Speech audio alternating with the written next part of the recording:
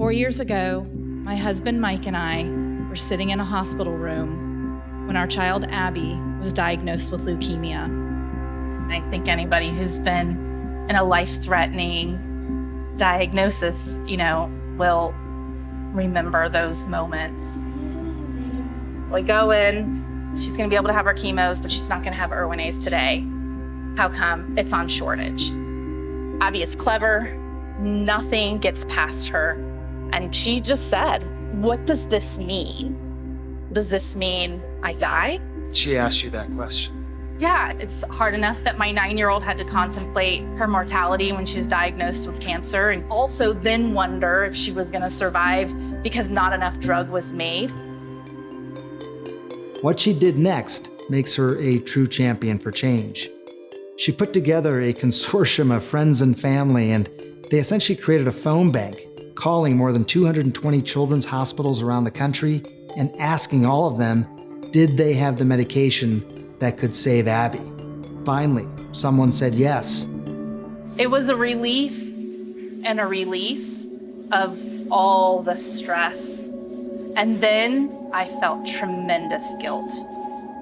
And I was haunted by the knowledge that somewhere in the country, some other mom and child was going to be going through the same hopeless conversation. Hey, this is Laura. We launched Angels for Change, and almost immediately people began to call. So right now we're in a 10-year high for drug shortages. There's more than 300 essential medicine shortages. There's 4 key reasons why there's shortage. The lower the price medicine, the more likely it is to be in shortage.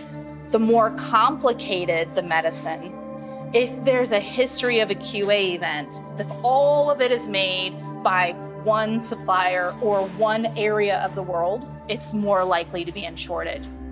I think we've gotten so used to thinking about things like Amazon. They can anticipate when you're running out of toilet paper, when you're running out of dog food. You think the same thing would happen with life-saving medications, but that's not the case. The entire supply chain has to be engaged. So I thought, what would it look like to partner with the manufacturer and use prediction? She calls it Project Protect, anticipating which drugs could go into shortage and producing them with other companies before it's too late. Their first effort, a $100,000 grant to the for-profit Stack Pharmaceutical to manufacture 2 specific drugs. Potassium chloride and sodium chloride, which newborns, NICU patients, PICU patients need to survive. It's like salt and pepper. You never think you're going to run out of those very simple things. Well, don't take our supply chain for granted. Jared Milton oversees all pharmacy and clinical services at Children's Hospital Colorado. What if Project Protect didn't exist? What would have happened in that situation? I shudder to think about what we would have had to do. Potassium chloride, one of the first drugs. So you're able to anticipate this shortage, basically at risk, create the medications, and they did go into shortage. They did go into shortage. And more than 700,000 treatments were accessed. And what we know— 700,000 treatments. Yeah, That's incredible. it is incredible. When you see this now, Laura, you see this coming off the line, so to speak. What's that like for you? What I see here is each one of those that's being filled up, 7 to 9 NICU babies that are gonna get fed today. How is Abby doing now? She's officially a survivor.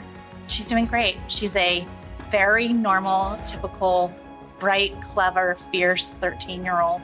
Look, John, we report a lot on drug shortages. I don't know if you caught that, but 300 drugs in shortage at the end of 2022. The average length of a shortage is 1.5 years.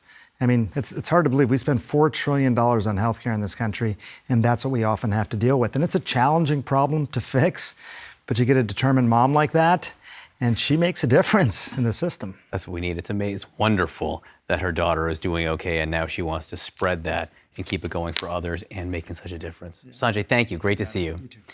So the Champions for Change 1 hour special is Saturday night at 8 p.m. Eastern.